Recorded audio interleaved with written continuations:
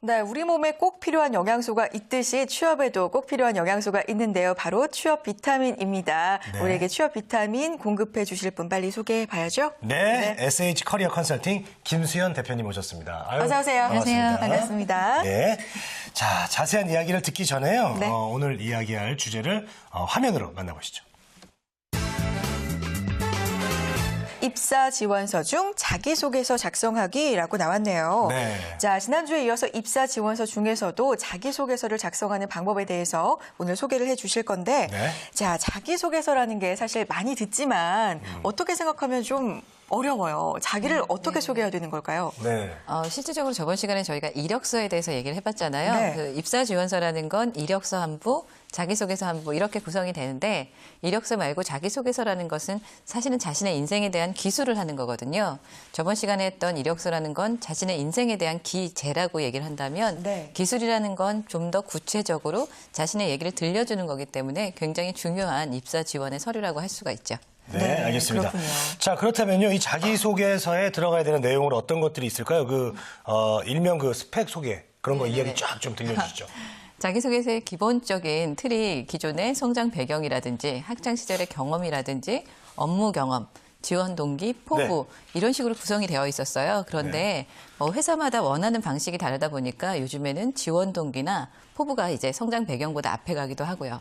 살면서 이제 성취감을 느꼈던 사례를 써라라든지 창조성을 나타내는 사례를 써라, 실패 사례를 써라라든지 아니면 회사가 자기소개서를 통째로 주고 자신이 기재하고 싶은 것들을 써라라고 하는 형식들이 많아져서 굉장히 양식 자체가 다양해지고요. 원하는 방식도 굉장히 다양해졌죠. 그렇군요.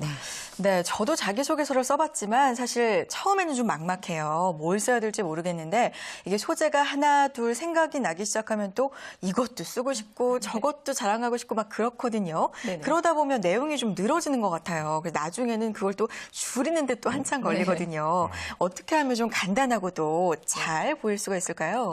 그 자기 인생에 대한 것을 종이 한 장에 담는 게 자기소개서라고 말씀을 드렸었는데 기존에 자기소개서는요 전체에 대한 것들을 튀게 쓰는 거 이거는 사실은 뭐 화려하게 써라 이런 얘기가 아니라 많은 서류 중에서 튀는 서류라는 건 눈에 들어올 수 있게 쓰는 서류거든요. 그것은 뭐 소제목을 단다든지 그다음에 두 가지식으로 기재를 한다든지 두 가지식으로 기재하고 내용에 대한 것들을 에피소드를 아주 구체적으로 잘 드러나게 한다라고 하면 인사 담당자의 눈에 띄는 서류 그게 바로 튀는 자기소개서라고 할 수가 있거든요. 네. 그래서 전체적인 내용이 한눈에 들어오게 한다 그러면 그 자기소개서를 쓰는 친구들이 실제적으로 모든 단락을 연결해서 쓰는 사람들이 또 있거든요. 내용이 아무리 좋아도 글이 다 연결이 돼 있다 그러면 한눈에 볼 수 없기 때문에 그렇죠. 말씀드린 것처럼 요약한 내용들, 에피소드를 담아서 기재를 하는 게 정말 좋다라고 볼 수 있습니다. 네. 근데요, 자기소개서 보면은 꼭 이게 성장 배경이 꼭 들어가요. 맞아요. 성장 배경. 그거 왜 꼭 넣어야 돼요?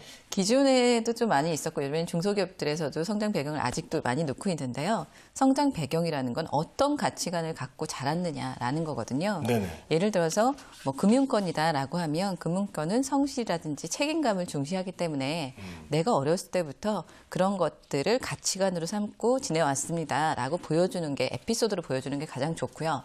예를 들어서 구직자들이 많이 실수를 하는 게 뭐냐면 부모님의 얘기라든지 가족의 얘기를 성장 과정에 많이 넣거든요. 그렇죠. 근데 사실은 부모님이 성실하다고 내가 성실한 건 아니거든요. 예를 들어서 부모님이 성실하게 지내셨지만 그걸 토대로 내가 성실함을 배우려고 노력을 한 거지 똑같이 이제 부모님이 성실하다고 제가 성실한 건 아닌데 그런 내용들을 너무 많이 기재를 하더라는 거죠. 그래서 성장 배경에는 나의 얘기가 가치관이 들어있도록 작성을 하는 게 굉장히 중요하다라고 볼 수가 있습니다. 네, 그렇군요.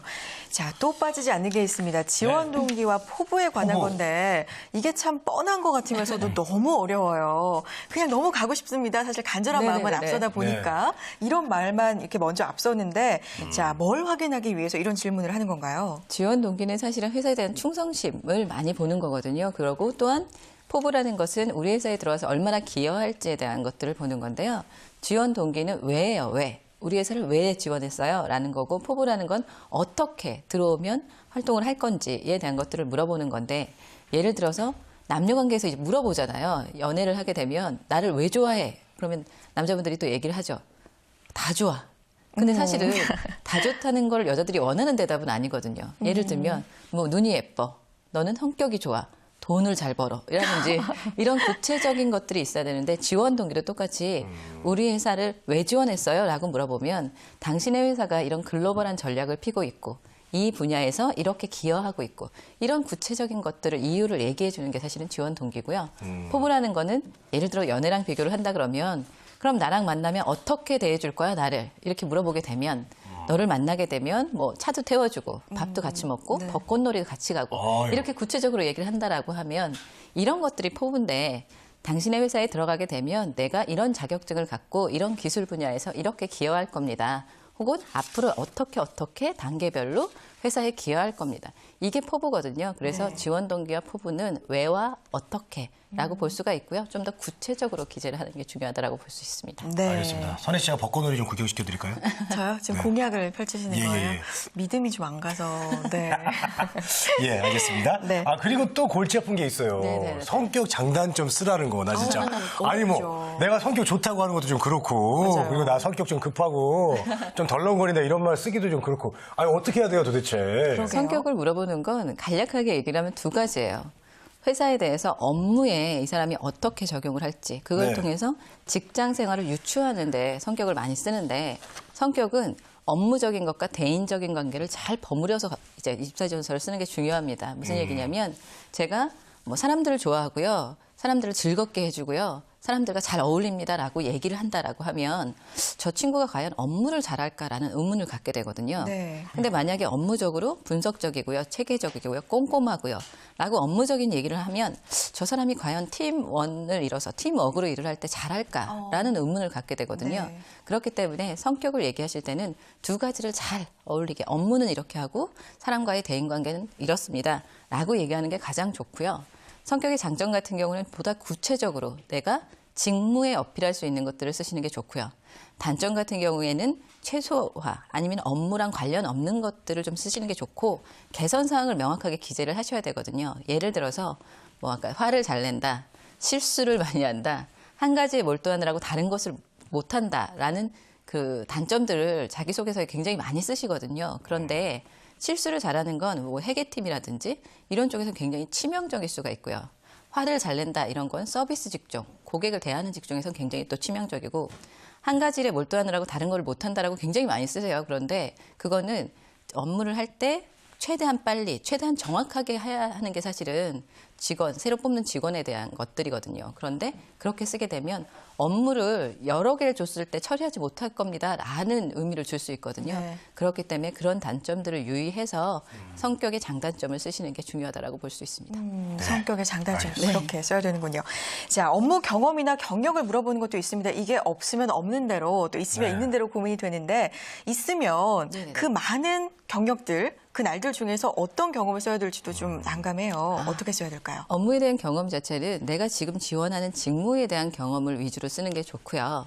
만약에 예를 들어서 경험 자체가 아르바이트든 인턴이든 아주 짧게 있더라도 그 경험 자체가 굉장히 몸으로 체감한 것들이 있기 때문에 회사에서는 좋아하는 거거든요. 네네. 예를 들어서 인턴이나 아르바이트 경험 이런 경험들이 있다라고 하면 이 친구에게 대표이사는 이런 사람이야, 마케팅은 이런 직무야, 인사 업무는 이런 거야라고 굳이 설명 안 해줘도 이해도가 굉장히 빠르거든요. 그리고 그 업무에 대해서 잠깐이라도 경험했기 때문에 훨씬 더 습득력이 빠르기 때문에 선호하는 거고요. 업무를 이제 그 언급을 하실 때는 보다 구체적으로 매장 관리를 했습니다라고 이제 그 자기소개서에 언급하시는 게 아니라 매장 관리 중에 뭐 재고 정리라든지 고객 서비스라든지 고객 관리 업무를 했습니다라고 구체적으로 언급을 하시고요. 사무직 같은 경우에는 뭐 사무를 했습니다가 아니라 행정 처리, 서류 작성 등 업무를 했습니다라고 구체적으로 적어주시는 게 좋죠. 저도 네. 이제 MC를 뽑으면 MC 경력들을 좀 얘기하고요. 그렇죠. 뭐 리포터를 만약에 뽑는다 그러면 리포터 경력을 좀 얘기하는 그런 편인데 거기에 맞춰서 전략적으로. 예, 네. 그런 게 필요할 것 같습니다. 자, 오늘 구직자분들을 위해서 정리를 좀 해주시죠. 네네. 자기소개서라는 것은 자신의 인생을 기술하는 서류라고 말씀을 드렸어요. 그래서 보다 구체적으로 자신의 인생에 대해서 작성을 하시는 거고요.